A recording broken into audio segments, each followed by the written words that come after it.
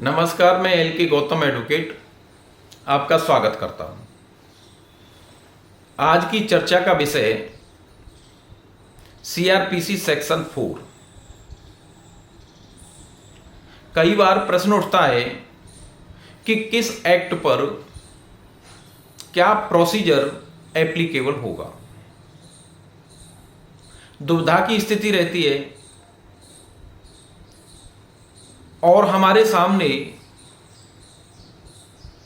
अगर कोई प्रश्न प्रोसीजर के संबंध में होता है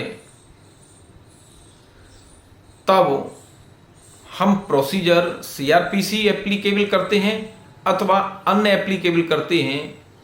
इस पर अक्सर चूक हो जाती है। सेक्शन 4 सभी अधिनियमों पर जो प्रक्रिया लागू होती है उसके संबंध में बताता है।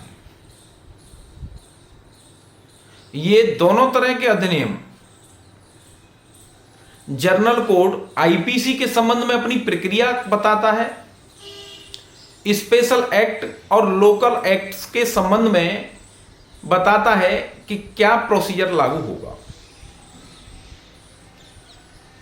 मेरा प्रश्न आपके सामने भारतीय दंड संहिता के अधीन अपराधों पर कौन सी प्रक्रिया लागू होगी, यानी जो आईपीसी जनरल कोड के अंतर्गत अपराध होते हैं उन पर क्या प्रक्रिया लागू की जानी चाहिए। दंड प्रक्रिया संहिता की धारा 4 उपधारा 1 ये कहती है कि कोई अपराध आईपीसी के अंतर्गत हुआ है तब उस अपराध के इन्वेस्टिगेशन, इंक्वायरी, ट्रायल और इनके संबंध में कोई कार्रवाई की जानी है, उस कार्रवाई पर क्रिमिनल प्रोसीजर कोड 1973 लागू होगा। दूसरा प्रश्न, विशेष या स्थानीय अधिनियम के अधीन अपराधों पर कौन सी प्रक्रिया लागू होगी। आईपीसी के अलावा अदर एक्ट्स हैं, उन पर कौन सी प्रक्रिया लागू होगी, ये प्रश्न है। इसके संबंध में उत्तर दंड प्रक्रिया संहिता की धारा 4 उपधारा 2 ये कहती है कि किसी अधिनियम अदर एक्ट में इन्वेस्टिगेशन, इंक्वायरी, ट्रायल के लिए कोई प्रक्रिया अगर बताई नहीं गई है, किसी प्रक्रिया को लिखा नहीं गया है, तब क्रिमिनल प्रोसीजर कोड लागू होगा। किंतु किसी स्पेशल एक्ट, लोकल एक्ट के अधीन अपराधों में, यानी स्पेशल और लोकल एक्ट के संबंध में कोई अपराध किया जाता है और वो स्पेशल एक्ट, लोकल एक्ट ये कहता है कि उसका इन्वेस्टिगेशन, इंक्वायरी, ट्रायल या अन्य कार्रवाइयां उस अधिनियम के अमुक नियम के अंतर्गत की जाएंगी, उसका क्षेत्राधिकार उतने क्षेत्र पर होगा, तब स्पेशल एक्ट और लोकल एक्ट में जो प्रक्रिया बनाई गई है, लिखी गई है, उनके अनुसार कार्रवाई की जाएगी। यानी उस स्पेशल और लोकल एक्ट का प्रोसीजर लागू होगा। यहां सीआरपीसी साइलेंट हो जाएगी, सीआरपीसी को यहां लागू नहीं किया जाएगा, क्योंकि अधिनियम ने अपनी प्रक्रिया बताई है, अपना क्षेत्राधिकार बताया है। तो दोनों स्थितियां हैं, जब स्पेशल एक्ट या अदर एक्ट साइलेंट होता है तब सीआरपीसी लागू होती है, और जब स्पेशल एक्ट अपनी प्रक्रिया बताता है तब उस अधिनियम की प्रक्रिया लागू होती है।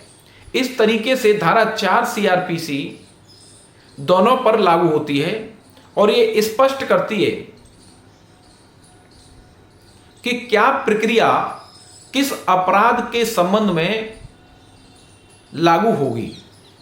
इस संबंध में खत्री बनाम state of Bihar 1981 supreme court का मामला बताता है कि ये दोनों पर लागू होगी। अलीक उर रहमान बनाम म्यूनिसिपल कॉरपोरेशन ऑफ दिल्ली के संबंध में कोई म्यूनिसिपल कोर्ट्स बनाई नहीं गई है और इस पर कोई भी क्रिमिनल कोर्ट संज्ञान लेता है।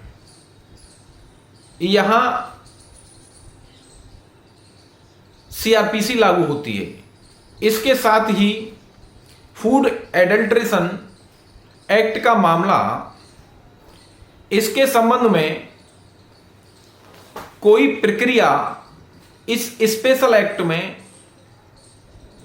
कोई प्रक्रिया अपनी नहीं बनाई गई है और इस एक्ट के लिए सीआरपीसी लागू की जाती है। चूंकि इन दोनों अधिनियमों में कोई प्रक्रिया नहीं है, यहां सीआरपीसी एप्लीकेबल होती है। अगर किसी विशेष अधिनियम में किसी विशेष पॉइंट्स के लिए कोई स्पेशल प्रक्रिया बनाई है तब उस स्पेशल प्रावधान के लिए वो प्रक्रिया लागू होगी। एक ही अधिनियम में दो प्रक्रिया लागू होंगी। किसी प्रावधान के लिए कोई प्रक्रिया अधिनियमित की गई है, बनाई गई है, तो वो उसके अनुसार कार्य होगा। और उसी अधिनियम में अगर उसके प्रावधान साइलेंट हैं तब सीआरपीसी लागू हो जाएगी। इस तरीके से हमें यह देखना होता है कि किस पॉइंट पर कौन सा प्रोसीजर लागू होगा। इस धारा के माध्यम से हम इस अपराध के संबंध में सही प्रोसीजर लागू करा सकते हैं। इस सेक्शन को एक्सप्लेन करने के लिए मेरी ओपिनियन और मेरे द्वारा जिन शब्दों का इस्तेमाल किया है वो मेरी राय के अनुसार यहां बताया गया है। आपकी क्या राय है या कोई सुझाव है, प्लीज कमेंट बॉक्स में आप अवश्य लिखें। अधिक जानकारी के लिए मेरी वेबसाइट www.lkgautam.com पर भी आप देख सकते हैं। प्लीज़ मेरे YouTube को लाइक, शेयर, कमेंट अवश्य करें। धन्यवाद।